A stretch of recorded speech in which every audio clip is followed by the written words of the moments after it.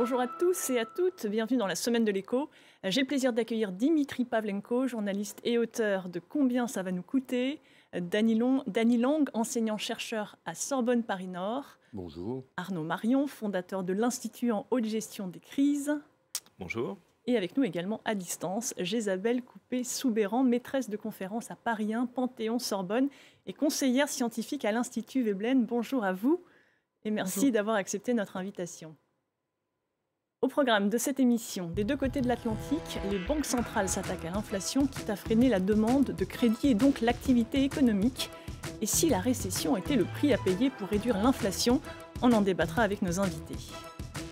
Et face à l'inflation, les salariés sont de plus en plus nombreux à se mobiliser pour réclamer des hausses de salaire, et ce dans de nombreux secteurs, de l'industrie à la grande distribution. Reportage à suivre et éclairage de notre correspondante à Bruxelles. Enfin, faut-il réformer les retraites en France? L'exécutif souhaite changer les règles dès l'an prochain. Faut-il reculer l'âge de départ ou allonger la durée de cotisation? Nous y reviendrons dans notre rubrique pour ou contre. Mais d'abord, les banques centrales ferment le robinet du crédit, hausse des taux d'intérêt, fin des achats de dettes publiques, tout est bon pour tenter de calmer la hausse des prix. Ce mercredi, la Réserve fédérale américaine a de nouveau fortement relevé ses taux de 0,75 points. C'est la 5e hausse depuis le mois de mars et sans doute pas la dernière. Son président Jérôme Powell dit en assumer les conséquences. Écoutez. Nous devons mettre l'inflation derrière nous. Et j'aimerais qu'il y ait une façon indolore de le faire. Mais il n'y en a pas. Donc ce que nous devons faire, c'est amener les taux au point où nous mettrons une pression significative vers le bas sur l'inflation. Il y a de très fortes chances que nous ayons une période de ce que j'appelais croissance en dessous de la moyenne, ce qui signifie une croissance beaucoup plus faible. Et c'est ce que nous voyons en ce moment. Alors une croissance en dessous de la moyenne, nous dit Jérôme Powell. En juin, la Fed s'attendait encore à une croissance de 1,7% cette année. Elle table désormais sur 0,2%. Jésabel Coupé-Soubeyran, une croissance faible, est-ce un mal nécessaire dans le contexte actuel de flambée des prix ?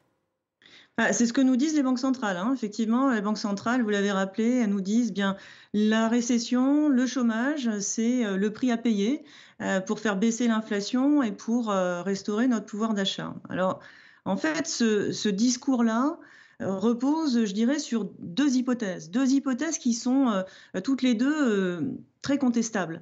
La première hypothèse, c'est qu'il y a un arbitrage possible, donc une relation stable dans le temps entre le chômage et l'inflation. C'est-à-dire que plus de chômage, ce serait nécessairement moins d'inflation. Alors cette observation, cette relation, si vous voulez, les économistes la connaissent assez bien, parce que c'est une vieille observation empirique qui date de la fin des années 50. On appelle ça la courbe de Phillips. Mais à l'époque, c'était pour dire acceptons un petit peu plus d'inflation pour avoir moins de chômage. Et puis après, ce qu'on a observé, c'est que cette relation, elle s'est considérablement distendue. Il y a eu beaucoup de remises en question par les économistes, je dirais, de toutes les chapelles, parce que le monde a beaucoup changé depuis. Alors, on comprend bien l'idée de fond. L'idée de fond, c'est que si on met l'économie complètement à plat, tout va ralentir, y compris les prix. Mais au-delà du principe mortifère là, que je viens d'énoncer, est-ce qu'il y a un véritable arbitrage possible entre les deux? Est-ce qu'on peut dire que la récession est un instrument de politique économique? Il est permis d'en douter.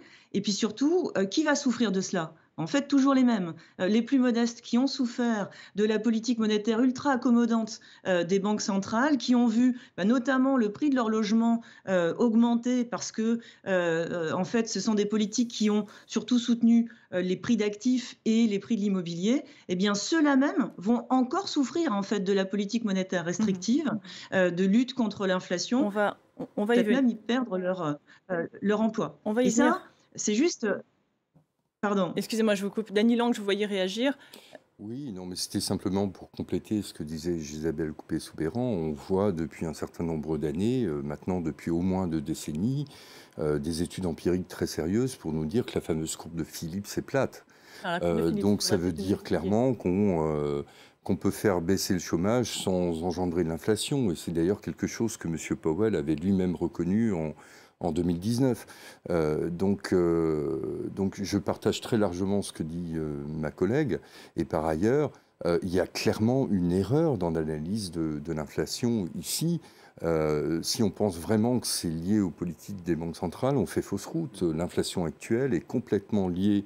D'abord, l'inflation a été liée aux conséquences de l'engorgement des chaînes globales de valeur à la suite du Covid, avec des secteurs qui n'arrivaient pas à fournir, des secteurs qui n'arrivaient pas à se procurer les matières premières. Donc les entreprises qui étaient à fond ont augmenté leur prix, et puis ensuite il y a eu la guerre en Ukraine, et c'est là qu'on a vu les conséquences de l'absence de stratégie énergétique et industrielle dans la plupart des pays européens. Vous êtes d'accord avec ça, Dimitri Pavlenko? C'est-à-dire ces mesures monétaires, est-ce qu'elles sont efficaces pour réduire les prix? On voit que sur l'énergie, c'est loin d'être le cas. C'est vrai que dans le contexte américain, on voit que dans la composition de l'inflation, il y a beaucoup d'inflation salariale. Et donc, la logique de Jerome Powell, qui est le logiciel classique des banques centrales, de dire en déclenchant, en provoquant le chômage, en montant les taux, en provoquant le chômage, je vais faire baisser l'inflation. Pour ce qui se passe en Europe, c'est beaucoup moins vrai, parce que dans l'inflation sous-jacente, celle où il y a l'inflation, la partie salariale, il y en a en Europe, mais ça n'est pas tout. Elle est essentiellement exogène. Dany l'a dit, ça vient de l'énergie, c'est l'inflation alimentaire. Et en l'occurrence, ça, les politiques monétaires ne peuvent pas grand-chose. Ceci dit, il y a quand même une composante salariale dans l'inflation que l'on connaît en France, par exemple, et je pense que c'est quelque chose qui n'est pas suffisamment dit. Quand on voit le SMIC, en l'espace de 12 mois, il prend 8% quand même. Il prend 8%. Et au niveau européen, sur 9% d'inflation, vous avez une inflation sous-jacente qui est de 5%, et il y a une partie salariale. Et là, finalement, ce discours qui est quand même difficilement audible pour les gens de dire on va provoquer du chômage pour casser l'inflation. Après, il faut dire que le chômage est extrêmement faible, même historiquement faible aux États-Unis. Tout à fait. Oui, mais aux États-Unis aussi, d'ailleurs. Je suis un peu en désaccord avec vous. C'est vrai qu'ils étaient assez proches du plein emploi, mais ils se sont retrouvés quand même 3-7, dans les bas salaires. Le Trésor lui-même a commandé une étude qui montrait que les 20% les moins payés n'ont absolument pas été augmentés, parce qu'aujourd'hui, les entreprises s'entendent pour maintenir des salaires qui sont trop bas et qui ne sont pas soutenables pour les classes moyennes inférieures et pour les pauvres. Donc, il était urgent que les salaires remontent, et je pense qu'on va en reparler. On va en parler dans la seconde partie. D'abord, Arnaud Marion, l'objectif de la Fed et des banques centrales en général, c'est de freiner l'activité en renchérissant le coût du crédit pour les ménages et pour les entreprises. Est-ce la solution? Est-ce que le remède ne serait-il pas pire que le mal, finalement? En fait, la difficulté aux États-Unis, c'est que, ça a été dit, mais je pense que le paradigme qu'a voulu donner Jérôme Powell, il est complètement inexact, quoi. C'est pas chômage versus inflation. Le problème là-bas, c'est qu'il y a une activité qui est en surchauffe, et ils veulent plutôt freiner l'activité, mais cette activité en surchauffe est aussi due à un manque de main-d'œuvre. En fait, le chômage est très bas, mais il y a un manque de main-d'œuvre. Il y a eu un big quit, une grande démission à très grande ampleur là-bas, et ça joue beaucoup. Donc en fait, on est dans une situation paradoxale où on est à la fois de pénurie, où on essaye de rattraper des productions. Moi, je vous mets un billet qu'en 2023, on va vous parler de la surproduction des microprocesseurs ou de ce genre de choses. Ça commence déjà à se dessiner aujourd'hui. Mais moi, si je peux me permettre, je trouve qu'il y a un franc-parler de Jérôme Powell à dire, à énoncer clairement ce qu'il va faire, à dire « je vais chercher le chômage pour casser l'inflation ». Il peut aussi se permettre de le dire parce que je pense qu'il y a une culture économique aux États-Unis qui peut-être rend la chose un peu plus audible. Difficilement, je le répète. Il y a aussi que tout le terrain, il a été préparé par la politique budgétaire, par le gouvernement fédéral. Quand on voit le niveau de la dépense publique aux États-Unis, il a baissé de 8% quand même par rapport à l'année dernière. Donc, quelque part, Jérôme Powell l'a relativement facile aujourd'hui de dire la politique monétaire va prendre le relais aujourd'hui de cette lutte contre l'inflation. Quand on voit ce qui se passe en Europe, quand on voit la diversité des situations, la puissance des politiques budgétaires, l'injection d'argent public pour soutenir le pouvoir d'achat, bon courage à Christine Lagarde, présidente de la BCE, qui doit en plus gérer 19 situations particulières. Justement, que peuvent faire les banques centrales en Europe face à ce choc gazier, par exemple? Et juste pour en revenir à Jérôme Powell, là, on va sans doute avoir un désaccord. Très franchement, un médecin qui dirait il faut enlever le cœur et les poumons du malade ne serait pas quelqu'un de crédible. Comme je l'ai dit tout à l'heure, toutes les études empiriques qu'on voit surgir depuis un certain nombre d'années nous disent que la courbe de Phillips est plate. Et c'est à ça que faisait, je suppose, référence Madame Jésabel Coupé-Soubeyran. Donc, Il fallait un peu remonter les taux justement à cause de ces bulles sur les prix d'actifs, etc. Mais la question, c'est de savoir jusqu'où les banques centrales vont aller. Est-ce qu'on va faire comme en 79 où la Banque centrale a relevé le taux directeur de 6,5 à 19,5, on tue l'économie, on amène le chômage à un niveau incroyable et voilà, on tue le malade et puis comme ça, le problème est réglé. Donc, j'ai jamais cru qu'une bonne médecine consistait à tuer le malade. Alors pour l'instant, on a entendu le mot de croissance faible dans la bouche du gouverneur de la Banque centrale américaine. Pour autant, peut-on déjà parler de récession? C'est notre rubrique Le mot de la semaine. Alors, définition, récession, c'est un ralentissement du rythme de la croissance économique. Concrètement, une chute du produit intérieur brut sur au moins 2 trimestres consécutifs. En France, pour donner un exemple, la croissance du PIB a rebondi de 0,5% au deuxième trimestre, mais les troisième et quatrième sont attendus en recul, ce qui marquerait précisément l'entrée en récession. Même tendance en zone euro, l'hiver s'annonce rude. Jésabel Coupé-Soubeyran, faut-il s'en inquiéter? De quelle ampleur serait cette récession? Le risque, si vous voulez, auquel on est exposé, en zone euro peut-être encore plus qu'aux États-Unis, c'est le risque qu'au fond, les banques centrales, en appliquant leur vieux logiciel de pensée qu'on a rappelé tout à l'heure, ne parviennent pas à venir à bout de l'inflation, mais installe en effet une récession et qu'il y ait donc un ralentissement, voire même une diminution de la production, de la dépense dans l'économie, et auquel cas, eh bien, s'installerait un contexte de stagflation, et ça peut même être un peu, je dirais, plus douloureux que cela si la hausse des taux des banques centrales est pilotée toujours en courant après l'inflation et pas pilotée pour ramener de la stabilité financière, pour dégonfler les bulles de prix d'actifs que des décennies de politique monétaire accommodante ont largement contribué à former. Et ça veut dire que ce que l'on pourrait avoir, c'est même pas une situation de stagflation, c'est une situation, je dirais, de stag-crackflation, d'accord, avec un crack financier, une crise financière derrière tout cela, parce que si la hausse des taux d'intérêt est trop rapide, eh bien, les bulles de prix d'action, les bulles de prix des obligations, les bulles de prix de l'immobilier pourraient éclater. Alors, moi, il me semble, si vous voulez, peut-être pour nuancer un peu les choses, il me semble que la hausse des taux d'intérêt n'est pas inutile. Je crois qu'on a besoin, en fait, de sortir de cette période de pathologie monétaire où les taux d'intérêt étaient extrêmement bas, voire négatifs. On a besoin d'une hausse des taux, mais en fait, cette hausse des taux, elle ne va pas réussir à faire baisser l'inflation. Cette hausse des taux, elle doit servir justement plutôt à calmer l'emballement financier, donc à ramener de la stabilité sur les marchés financiers. Et pour faire baisser l'inflation, alors peut-être qu'aux États-Unis, comme ça a été rappelé tout à l'heure, étant donné qu'il y a quand même une composante un peu plus conjoncturelle aux États-Unis d'inflation, parce qu'il y a eu des gros plans de relance très axés sur la demande, donc avec beaucoup si vous voulez, une plus grosse capacité de dépense. Alors peut-être que là-bas, le fait de calmer la surchauffe, ça va aider à ralentir l'inflation. Mais chez nous, on n'est pas dans une situation de surchauffe. Tout le monde n'a pas de l'argent plein les poches. D'accord ? Et donc, ça veut dire que chez nous, les facteurs de l'inflation sont beaucoup plus structurels. C'est lié à la crise énergétique, c'est lié à la crise écologique, c'est lié au fait qu'il n'y a pas eu véritablement de transition énergétique, de transition écologique. Et donc, si on veut agir sur ces facteurs-là, eh bien, il faut faire ces transitions. Et pour faire ces transitions, on a besoin d'une coordination très forte entre les banques centrales de la zone euro et les États. Cette coordination, elle n'est pas franchement permise par le traité sur le fonctionnement de l'Union européenne. En fait, on aurait besoin, si vous voulez, qu'il y ait de vrais plans de transition qui soient véritablement directement financés par les banques centrales de la zone euro, voire même qu'elles donnent de la monnaie centrale aux États pour pouvoir réaliser ces plans là où véritablement on juge ça collectivement indispensable. Il faut remettre de la démocratie dans tout ça. Alors, ça veut dire, si vous voulez, que c'est clair, c'est pas facile. Je ne sais plus parmi vous qui l'a dit tout à l'heure, mais c'est vraiment pas facile aujourd'hui d'être une Christine Lagarde ou un Jérôme Powell. Non, c'est pas effectivement, ça n'est pas le travail le plus facile actuellement. C'est clair. Peut-être une réaction en plateau. Excusez-moi, je vous coupe. Dans de très vieux logiciels de pensée, mais il y a quand même des alternatives. Il y a quand même des alternatives. Vous partagez cette analyse? Est-ce que vous craignez aussi un risque de stagflation, de crack et de stagflation, excusez-moi, ça fait beaucoup de nouveaux mots pour aujourd'hui.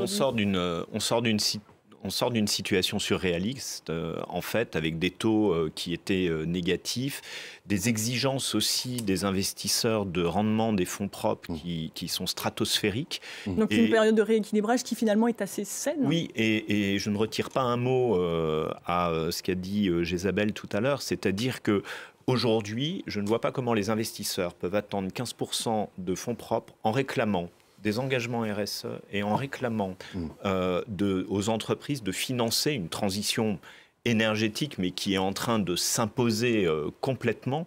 Et ça, c'est pas possible. Donc d'ailleurs, on voit que les acteurs du private equity qui ont investi, les fonds d'investissement qui ont investi ces derniers mois, on va dire avant la crise ukrainienne, je crois, doivent se mordre les doigts des valorisations auxquelles ils ont acheté des entreprises, parce que ça va être compliqué aujourd'hui d'avoir les rendements qui étaient attendus, en fait. Non, mais en fait, j'irai même plus loin que vous. Ces rendements sont délirants, ça fait des années qu'ils sont délirants. Et donc maintenant, on est dans une situation où si on veut s'en sortir, on va devoir accepter que les salaires augmentent et que les dividendes diminuent un peu. On va y venir, ça va être l'objet précisément de notre seconde partie. Merci beaucoup, Jésabel Coupé-Soubeyran, de nous avoir accompagnés tout au long de cette première partie. Merci à vous. Donc, ce qui nous conduit précisément à cet autre défi pour les entreprises, faire face aux demandes d'augmentation des salaires. En France, les employés d'entreprises qui affichent des bénéfices se mobilisent. Regardez ce reportage de nos confrères de France 2. Une deuxième augmentation pour faire face à l'inflation. Dans tous les secteurs, un peu partout en France, les salariés mettent la pression. Une file de camions bloqués devant ce centre logistique Carrefour près de Toulouse. 5e jour de grève consécutif pour ces salariés à bout de nerfs.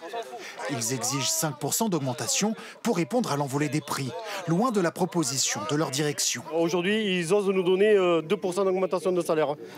Ce que nous trouvons honteux. C'est honteux. Et il n'y a aucune reconnaissance pour les métiers qu'on fait et pour les efforts que l'on fournit.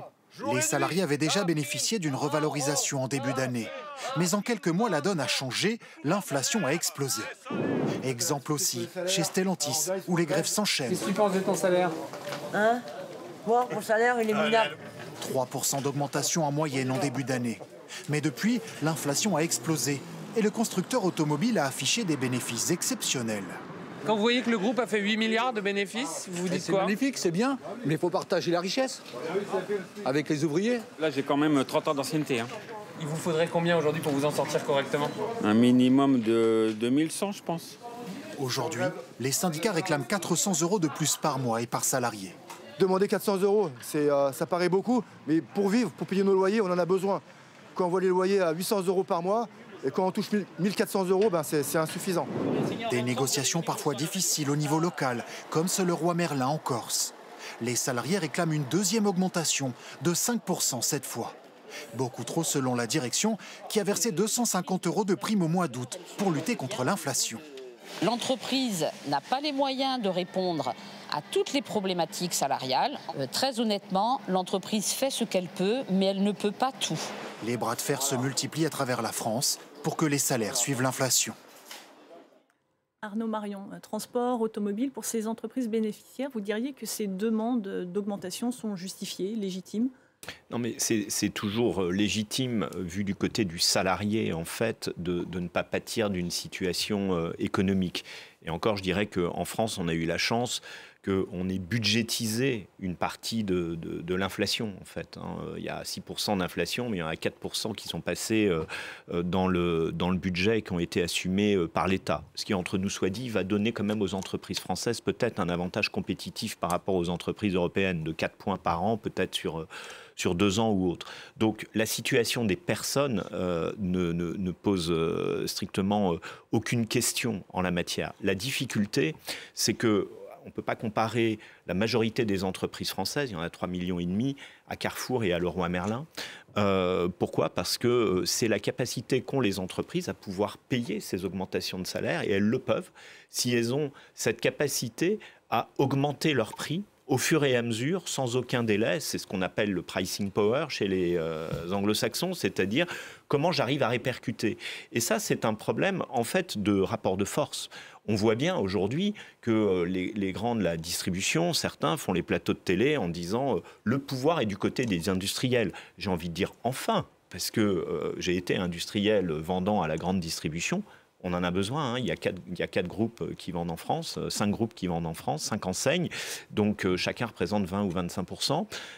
Mais la difficulté de ces industriels, c'est comment ils peuvent réussir à répercuter tous leurs coûts, dont les augmentations de salaire. Donc beaucoup de patrons vous diront, on va parler, moi je représente la microéconomie ici, donc les PME, les ETI et autres, qu'elles voudraient bien évidemment, qu'elles sont conscientes de la chose, mais qu'elles ont du mal. Dimitri l'a rappelé tout à l'heure, 8% d'augmentation du SMIC. Il faut voir ce que ça donne sur une grille de salaire, en fait. C'est-à-dire, soit vous écrasez la grille de salaire par le bas, et c'est-à-dire vous avez les 4, 5, 6, 7 premiers niveaux de la grille qui sont au SMIC. On trouve ce genre de situation. Quand je suis arrivé PDG de 12, c'est ce que j'ai trouvé. Ça veut dire pas d'augmentation de salaire depuis pas mal d'années. Et donc, soit les entreprises arrivent à réaérer la grille et à pouvoir augmenter du même montant tous les échelons. C'est extrêmement complexe, bien évidemment. Oui. Dany Lang. Oui, donc moi je vais parler du point de vue de la macroéconomie. J'ai bien conscience que pour vous, les ETI ou pour les PME, c'est plus compliqué que pour les grands groupes. Toujours est-il que depuis les années 80, un peu partout, il y a quand même 9,2% en France de la valeur ajoutée qui sont passés de la poche des salariés vers la poche des actionnaires. Donc pour les grands groupes, je trouvais cette dame un peu cynique, parce que pour les grands groupes, c'est tout à fait possible.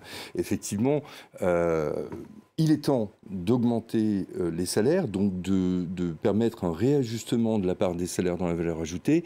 Évidemment, il faut le faire plus finement. Généralement, quand on augmente le SMIC, effectivement, et c'est par ça que ça doit passer, le SMIC, le point d'indice des fonctionnaires, et notamment des fonctionnaires catégorie C et B qui sont assez mal payés et bien en dessous d'un niveau normal dans le privé. Pour ce faire, quand on augmente le SMIC, on sait très bien que les salaires au voisinage du SMIC, c'est ce qu'on appelle l'effet de halo, vont aussi augmenter. Donc, il y a des marges de manœuvre du côté de la part des profits. Et puis, il y a aussi autre chose qu'on n'a pas encore évoquée. C'est le fait que certaines entreprises, en ce moment, qui ont effectivement du pricing power, essaient de tirer leur épingle du jeu en augmentant leur marge plus que de raisonnable. Donc je pense que il faut augmenter les salaires plutôt que d'augmenter les salaires. C'est ça qui augmentent les prix plus que l'inflation. Et donc, il y aurait peut-être quelque chose à faire de ce côté-là pour récupérer un peu de l'argent que ces entreprises sont en train de se faire et aider les entreprises pour lesquelles c'est plus difficile. Et y a-t-il un risque de spirale inflationniste, salaire, salaire ? Alors, sans doute un petit peu moins en France, parce qu'on a une inflation qui est un peu moins forte que dans d'autres pays, mais quand on pose la question, faut-il augmenter les salaires ? Il faut voir que dans beaucoup d'entreprises, c'est déjà fait. Toutes les entreprises qu'on a vues là, avec des syndicats qui se mobilisent, sont des entreprises où il y a eu des augmentations déjà. C'est précisé dans le reportage. Et moi, il y a beaucoup de chefs d'entreprise que j'entends qui me disent, mais les NAO, les négociations annuelles obligatoires, ça démarre en théorie en fin d'année, ils y sont déjà là, ça a déjà commencé. Mais Dany l'a très bien dit, à savoir que ce qu'on voit là, ces mobilisations pour les salaires, ça c'est le retour de bâton de 40 ans de déformation du partage de la valeur. On a arrêté d'augmenter les salaires, on a transféré ça aux actionnaires et c'est ce qui se passe. Un chiffre que je trouve particulièrement frappant, et j'en parle abondamment dans mon livre sur le pouvoir d'achat, parce que fondamentalement, cette crise du pouvoir d'achat, c'est une crise des revenus. En 1980, le revenu médian, par rapport au salaire minimum, le salaire minimum, c'était 54% du revenu médian. Le revenu médian, c'est il y a 50% des gens qui gagnent plus que de gens qui gagnent moins. Aujourd'hui, le salaire minimum, c'est 80% du revenu médian. Vous vous rendez compte la différence ? Et donc, avec tous les effets que ça a, alors Dany en a listé quelques-uns, mais voyons aussi les exonérations d'impôts au niveau du SMIC aujourd'hui. C'est autant de manque à gagner aujourd'hui pour l'État. Et la mobilisation, elle se fait sur les petits salaires parce que les gens qui gagnent bien leur vie, vous entrez dans les 10% des Français les plus riches à 3 600 € net par mois, ce qui n'est pas un salaire non plus considérable. Objectivement, c'est un jugement de valeur, mais ça n'est pas non plus un si gros salaire que ça. Juste pour compléter si vous permettez, j'aimerais quand même rappeler une chose qu'on a oublier, mais quand on a créé le salaire minimum en France, il a été conçu pour faire vivre une famille, 2 personnes et 3 enfants.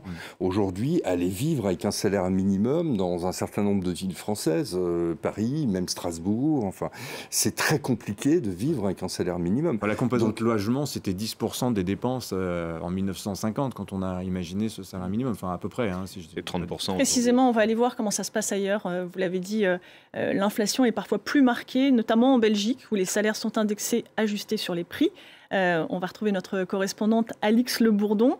Les prix s'emballent, la hausse devrait être de 9,4% cette année. Peut-on parler précisément de spirale inflationniste ?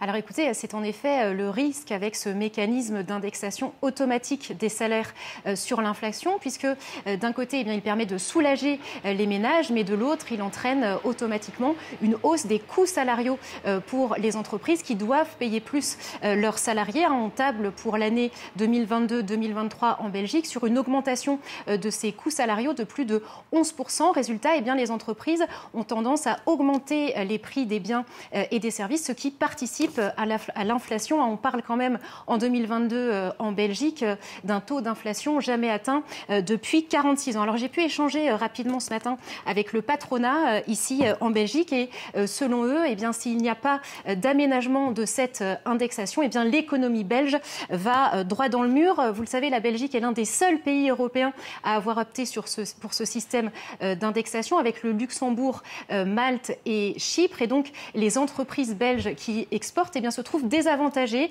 par rapport à d'autres pays qui souffrent aussi de l'inflation mais qui n'ont pas ce système d'indexation. Alors ce que demande le patronat ici en Belgique, c'est un report partiel de cette indexation comme ce qui s'est fait au Luxembourg où une tranche de 2,5% d'indexation a été reportée à l'année prochaine et en parallèle le gouvernement luxembourgeois a promis des baisses d'impôts pour les salaires les plus bas.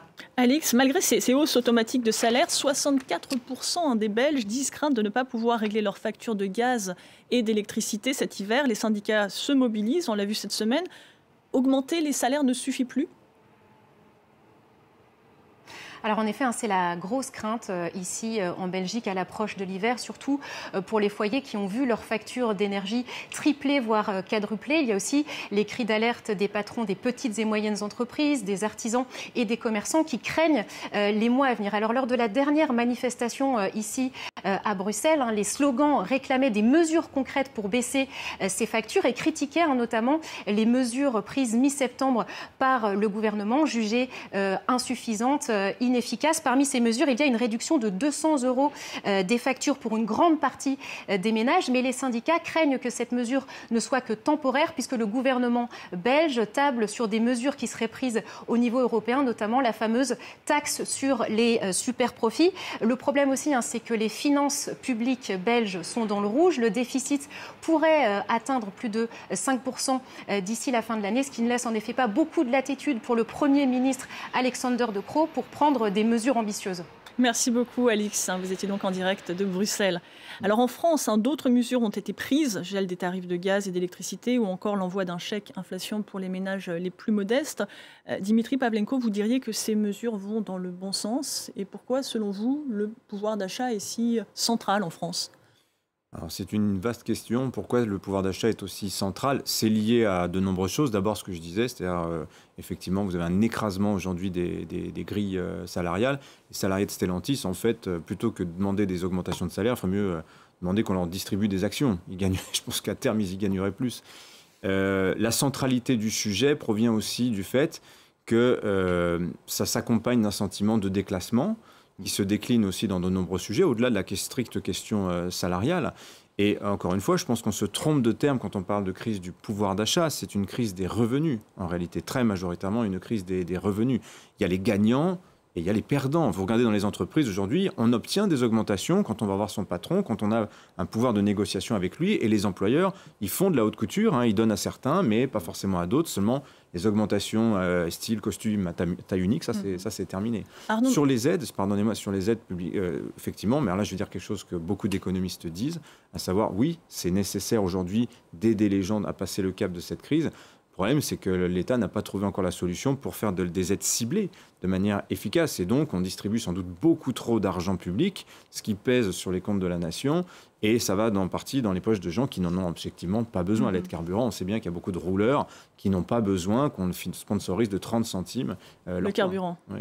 Un fonds d'appui aux 300 entreprises très consommatrices en énergie est également prévu. Arnaud, Marion, vous diriez aussi ces aides ciblées pour les entreprises sont-elles intéressantes? Elles vont dans le bon sens? L'arbitrage, c'est est-ce qu'on veut financer du chômage partiel, en fait, ou est-ce qu'on veut aider ces entreprises à produire? Alors c'est vrai qu'on a toujours eu une idéologie en France où on préférait toujours subventionner le chômage plutôt que de subventionner l'activité. Moi, je fais partie des gens qui préfèrent que l'on aide l'activité plutôt que l'inactivité. Alors c'est un vaste débat, tout le monde ne peut ne pas être d'accord, mais je trouve qu'il n'y a rien de pire qu'une entreprise qui s'arrête. On a vu des grandes entreprises comme Arc, comme Duralex, qui sont obligées aujourd'hui de s'arrêter parce qu'elles sont extrêmement énergivores. Ce n'est plus rentable pour elles. Ces mesures ne peuvent être que transitoires, mais revenons quand même à la source des problèmes. Ces problèmes, on n'en parlait pas il y a un an, mais il y avait déjà des signaux faibles d'ailleurs sur l'énergie. On en parle aujourd'hui parce que c'est les conséquences déjà de la crise en Ukraine. Donc la question, c'est comment ce conflit va s'arrêter. La réponse, elle est certainement pas... c'est comme c'est pas un conflit totalement conventionnel, on ne sait pas s'il va y avoir un arrêt, si un jour on va dire « Ah, stop, ça s'est arrêté ». Donc en fait, ça, c'est un vrai sujet. Et concernant les salaires de tout à l'heure, je voudrais juste rajouter quelque chose quand même, c'est important de le dire. Le salaire, alors dès qu'on dépasse bien sûr le SMIC et la proximité du SMIC, c'est quand même quelque chose qui est taxé à 100%. Quand on verse 1 euro de salaire net, on paye 1 euro de taxes. Et il faut quand même avoir ça en tête. Dans les autres pays, moi j'ai vécu 8 ans en Angleterre, c'est 15% de charges patronales sur les salaires. Mais ce n'est pas les mêmes prestations sociales. Oui, non, mais... En 2 mots. Oui, en 2 mots, je souriais parce qu'il ne faut pas confondre les taxes et les cotisations sociales qui sont du salaire socialisé et qui sont du salaire différé qui va à la retraite, qui va à la maladie. Par contre, juste un mot sur ce que disait votre correspondante, sur le risque d'une boucle prix-salaire. Généralement, les boucles prix-salaire, ça se produit quand le chômage est extrêmement faible.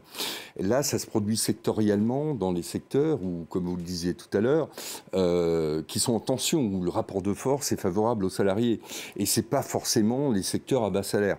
Et effectivement, il y a une hétérogénéité sur les entreprises, mais il y a des entreprises aujourd'hui qui profitent de cette situation pour augmenter leurs marges. Et là, il y a des marges de manœuvre. Parce que si on rentre dans une boucle prix-salaire en France avec 5,5 millions de chômage A, B et C, ça voudra dire que quand même les entreprises, certaines entreprises s'en sont mieux sorties que d'autres en augmentant artificiellement leurs marges. Et moi, je serais plutôt pour agir sur ces hausses de marges qui vont derrière finir dans la poche des actionnaires. Allez, on en vient à notre troisième partie. Il nous reste peu de temps. Faut-il, oui ou non, réformer les retraites en France? L'exécutif songe à accélérer le calendrier. Objectif, une mise en œuvre dès l'été. Alors, reculer l'âge de départ ou cotiser plus longtemps, c'est l'une des questions de fond qui est posée. Tour de table rapide, la réforme, on se souvient, la réforme précédente avait été enterrée par le Covid. Le projet a provoqué grève et manifestations. La France a-t-elle besoin d'une réforme des retraites? Et quel est le but de la réforme, en fait? Moi, je ne sais pas quel est le but de la réforme. J'ai entendu le président de la République nous dire qu'il fallait réformer pour dégager des marges budgétaires afin de financer la transition écologique, l'école, etc. Pardonnez-moi, mais je pensais qu'on réformait les retraites parce qu'il y avait un problème de soutenabilité du système de répartition. Alors voilà, je pense déjà la question du but doit être posée. Et ça n'est absolument pas clair. C'est-à-dire que Emmanuel Macron et son gouvernement disent depuis la campagne présidentielle qu'il n'y aura pas de hausse d'impôts. Ça, c'est la main sur le cœur que ça nous a été juré. Et je crois comprendre que l'objectif de cette réforme des retraites, c'est de dégager des marges de manœuvre budgétaires pour faire autre chose que financer le système des retraites. Ça me paraît important d'être dit. Oui, non, mais c'est très clair. Alors d'abord, quand même, cette réforme des retraites, contrairement à la précédente, elle est économiquement sérieuse. Moi, je pense qu'elle n'est pas nécessaire, mais elle est économiquement sérieuse, parce que dans la précédente réforme, on nous avait inventé des concepts qui étaient incalculables, que personne ne savait calculer, qu'on ne savait pas du tout, on ne savait pas de quoi il s'agissait. En fait, on mettait le DAU dans la réforme des retraites, quoi. Là, c'est sérieux. On joue joue plus sur les paramètres habituels, mais il n'y a pas de nécessité de réforme des retraites. Les régimes sont excédentaires, etc., etc. L'espérance de vie effectivement, s'allonge. je suis d'accord avec vous, c'est une réforme purement idéologique. Vous dites qu'il n'y a pas de nécessité, mais l'espérance de vie s'allonge. Oui, mais Il y a quand même l'espérance des de vie critères, s'allonge, hein. mais l'espérance de vie en bonne santé n'a pas changé depuis des années. C'est 65 ans. Hein. Quand on fait dans le système par répartition, c'est-à-dire qu'on ne peut pas imaginer que le système conçu en 1945, avec la démographie de l'époque, avec la dynamique économique de l'époque, n'ait pas besoin d'être reparamétré. Le problème aussi, c'est que c'est ultra politique. Et j'entendais Eric Woerth dire l'autre jour, alors lui, il soutient la réforme, évidemment. Mais l'ancien ministre qui a vécu ce que c'est une réforme des retraites aux premières loges en 2010, Dieu sait, il a 50 heures éveillé à l'Assemblée nationale. Mais malgré tout, évidemment que la démographie fait que, rien que la démographie, il faut la reparamétrer régulièrement. Est-ce qu'on ne pourrait pas envisager un jour de dépolitiser ça, de rendre des ajustements automatiques finalement du système ? Alors, pas forcément sur le report de l'âge légal de départ, ça peut être sur la durée de cotisation, etc. Bon, voilà, c'est une question qui se pose aujourd'hui. Arnaud Au Marion. montant des cotisations, d'ailleurs. C'est aussi un autre paramètre dont on ne parle pas. Alors, Arnaud Marion, excusez-moi, faut-il repousser, oui ou non, l'âge de départ à la retraite ? Non, mais je crois que le sujet, c'est que, je suis d'accord avec Dimitri, il faut réussir à objectiver avec un certain nombre de paramètres économiques et qui peuvent varier parce qu'on va considérer que c'est technique et c'est un équilibre. Une des vraies questions dans notre système en France, qui est essentiellement par répartition, c'est à un moment le nombre d'actifs qui cotisent par rapport au nombre de retraités qui vont recevoir un revenu. On sait qu'il y a une déformation par rapport à ça, démographiquement, dans les futures décennies.